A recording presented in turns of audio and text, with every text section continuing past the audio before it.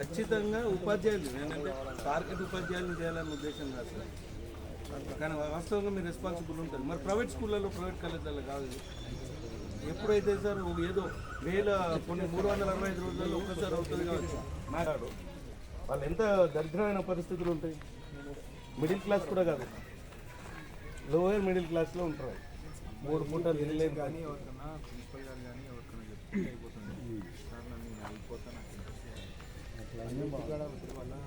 Sir అక్కడ facility లేకపోతే పిల్లలు ఉన్నప్పుడు ప్రిన్సిపాల్ అక్కడ ఉండాలి సార్.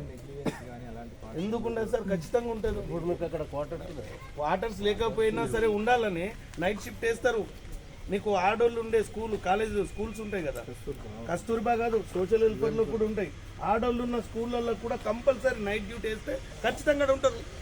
లైబ్రరీలో నేను వాడుకోరా? అట్లా ప్రిన్సిపాల్ ఉండాలా? కిచెన్ మాత్రం కనుసైగల్లో నడుస్తుంది. స్టూడెంట్స్ ఎటు పోతులేరు అనేది ఎవరికి తెలవాలి? మేము అనేది మిమ్మల్ని ఏదో టార్గెట్ చేసి అన్నాం కదా సార్. టోటల్ విద్యా వ్యవస్థనే తప్పు పడుతున్నాం. ఒక వేల్పూర్ స్కూల్నే అన్నంటలే, ఆ పక్కకున్న ఆర్మూర్ సోషల్ వెల్ఫేర్ కూడా అంతే దరిద్రం. అదైతే ఇంకా మంచి బిల్డింగ్ ఉన్నదిగా.